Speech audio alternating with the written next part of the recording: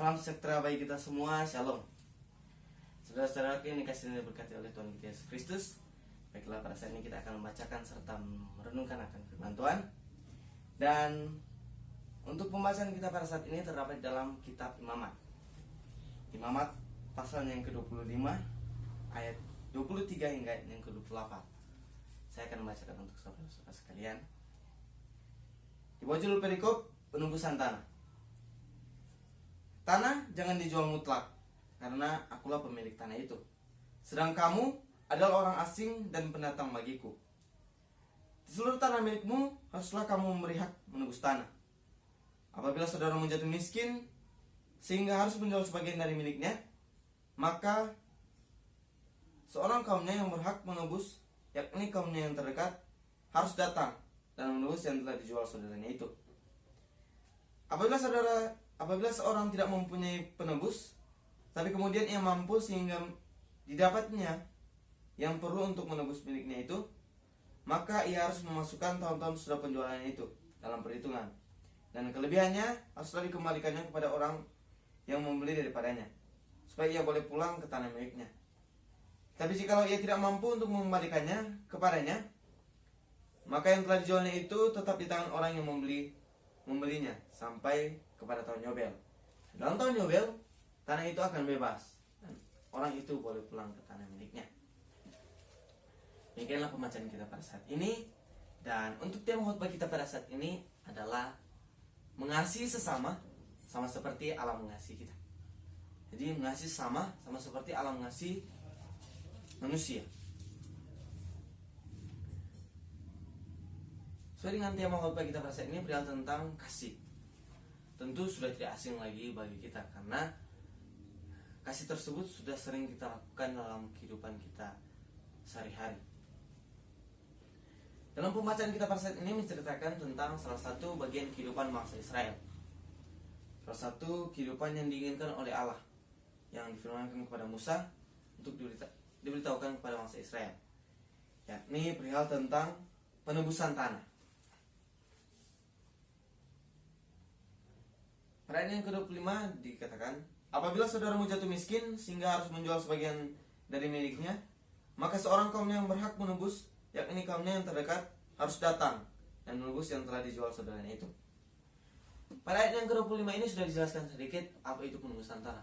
Jadi ketika saudara terdekat kita atau keluarga kita ataupun siapapun itu yang mungkin berkekurangan sehingga menjual sebagian dari miliknya, maka sebuah kewajiban bagi saudara terdekat atau keluarga terdekat untuk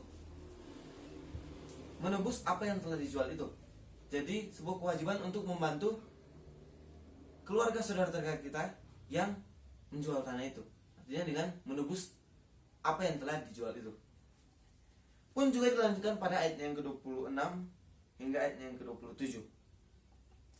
Apabila seorang tidak mempunyai penebus, tapi kemudian ia mampu sehingga didapatnya yang perlu untuk menebus miliknya itu, maka ia harus memasukkan tahun-tahun sudah penjualannya itu dalam perhitungan, dan kelebihannya haruslah dikembalikannya kepada orang yang membeli daripadanya, supaya ia boleh pulang ke tanah miliknya.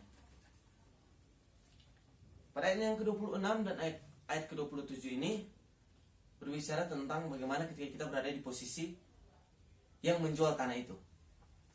Jadi tadi kita sudah mengalami bagaimana ketika berada di posisi saudara terdekat atau keluarga terdekat. Nah, bagaimana jika kita berada di posisi penjual tanah ini atau penjual sesuatu untuk kebutuhannya itu?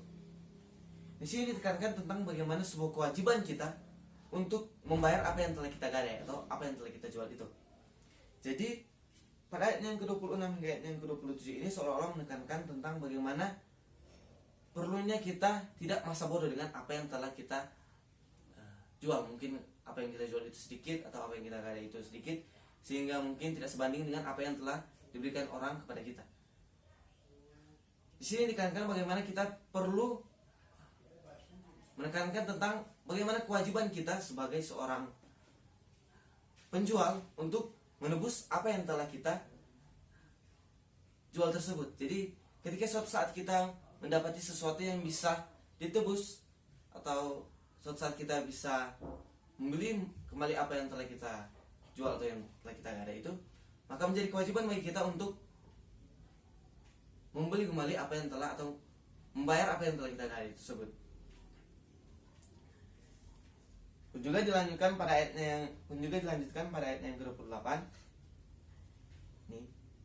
Tapi jikalau ia tidak mampu untuk mengembalikannya kepadanya, maka yang telah dijualnya itu tetap di tangan orang yang membelinya sampai kepada tahun Yobel. Dalam tahun Yobel, tanah itu akan bebas dan orang itu boleh pulang ke tanah miliknya. Tadi kita sudah memahami bagaimana ketika kita berada di posisi saudara terdekat yang menjual tanah itu. Dan juga kita sudah memahami bagaimana ketika kita berada di posisi penjual tanah ini. Nah, di sini kita pun akan memahami bagaimana ketika kita berada di posisi yang membeli tanah ini. Jadi bagaimana ketika kita berada di posisi yang membeli tanah ini. Jadi ada dua pertanyaan ketika kita membeli tanah ini.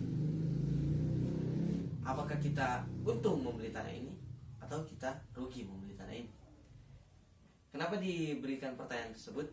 Karena sudah dijelaskan pada ayat yang ke-28 bahwa tanah itu akan kembali kepada pemiliknya pada tahun Yobel. Ini tahun pembebasan. Itu jelas di Imamat 25 ayat yang ke-10. Jadi bisa dikatakan ketika kita membeli tanah tersebut tidak akan menetap kepada kita, tapi akan kembali kepada siapa penjualnya. Ini pada tahun Yobel. Bisa disimpulkan bahwa kita akan rugi karena tanah yang kita beli itu tidak menetap kepada kita. Namun sebaliknya saudara-saudara sekalian, dalam konteks pembacaan kita pada saat ini bukanlah sebuah kerugian yang akan kita dapati, tapi sebenarnya sebuah keuntungan. Kenapa dikatakan sebuah keuntungan? Karena pertama, dalam keterpurukan seseorang, dalam mungkin seseorang tidak memiliki sesuatu sehingga dia menjual sesuatu untuk kebutuhannya, kita telah membantu orang tersebut dengan membeli apa yang telah dijual itu. Jadi kita memberikan sebuah bantuan untuk orang yang telah atau untuk orang yang berkekurangan tersebut sehingga dia menjual sebagian dari miliknya. Itu pertama. Dan berikut dikatakan kita akan untung karena tanah yang dibelinya ini. Jadi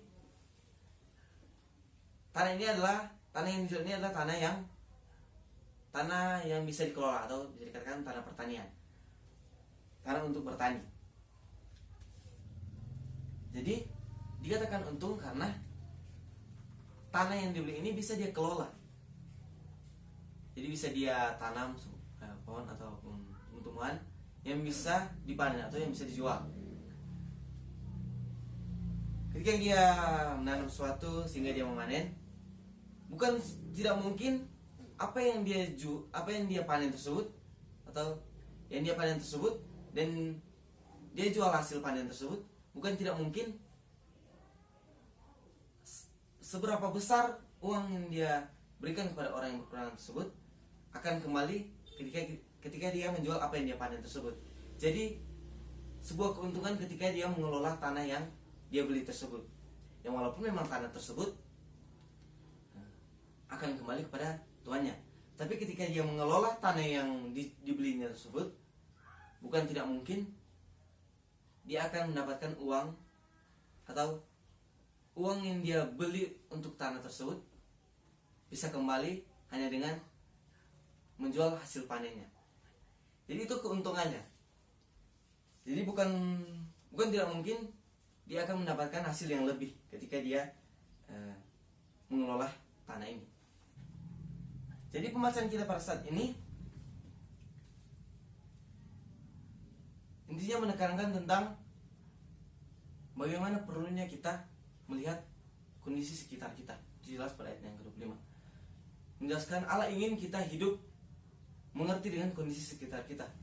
Mungkin ada saudara terdekat, keluarga terdekat kita yang mungkin sebenarnya membutuhkan sebuah bantuan pada kita, membutuhkan bantuan dari kita. Namun oleh karena kesibukan kita sehingga kita tidak terlalu memperhatikan keadaan sekitar kita. Pada pembacaan kita pada saat ini pun menekankan bahwa bagaimana perlunya kita untuk membantu keluarga terdekat kita, saudara terdekat yang mungkin berkekurangan sehingga memerlukan sebuah bantuan. Pun juga pembacaan kita pada saat ini menekankan tentang bagaimana kita bertanggung jawab dengan apa yang telah kita lakukan dan juga berterima kasih dengan apa yang telah orang lain lakukan kepada kita. Jadi bertanggung jawab dengan apa yang telah kita lakukan dan berterima kasih kepada orang yang telah membantu kita. Jadi mungkin dalam kondisi keterpurukan kita, dalam kondisi mungkin berkekurangan sehingga kita hanya bisa menjual sesuatu untuk mendapatkan sesuatu, macam kita pada saat ini menekankan bagaimana kita tidak harus lupa untuk berterima kasih kepada orang tersebut. Berterima kasih dengan cara apapun itu, sehingga mewakili rasa terima kasih kita terhadap orang yang telah membantu kita itu. Karena dalam kondisi keterpurukan kita, dalam kondisi berkekurangan kita, yang walaupun bisa dikatakan sesuai dengan pembacaan kita pas ini, dia telah mengetahui endingnya, dia telah mengetahui akhir. Bisa dikatakan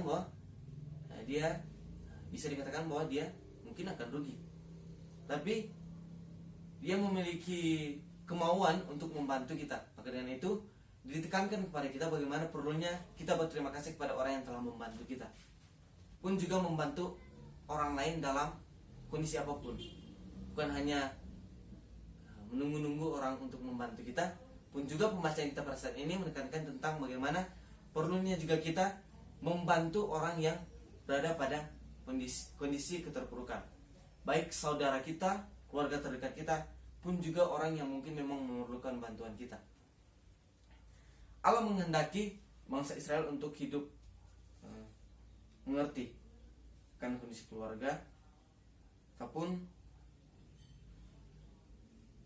Allah ingin bangsa Israel hidup sesuai dengan apa yang dikehendakinya. Pun juga sama dengan kita, Allah ingin kita hidup sesuai dengan kehendaknya, mengasihi sesama, tidak lupa untuk berterima kasih, membantu orang-orang yang telah membantu kita, pun juga membantu orang yang memerlukan sebuah bantuan. Intinya mengasihilah sama manusia sebagaimana Allah telah mengasihi kita. Mengasihilah orang yang telah membantu kita, pun juga orang yang mungkin tidak pernah membantu kita.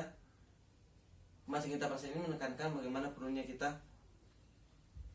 mengasihi orang, membantu orang yang sedang berada dalam keterpurukan. Allah ingin kita hidup mengerti dengan kondisi orang lain. Allah ingin kita hidup berterima kasih dengan apa yang telah orang lain lakukan kepada kita. Dan Allah ingin kita hidup untuk sesuai dengan apa yang Dia kehendaki. Demikianlah pembahasan kita pada saat ini. Kiranya pembahasan kita pada saat ini bisa bermanfaat bagi kita dalam menjalani kehidupan sehari-hari, terlebih dalam kehidupan kita di dalam keluarga, antar saudara, pun juga dalam kehidupan bermasyarakat kita. Tuhan Yesus memberkati kita semua. Amin.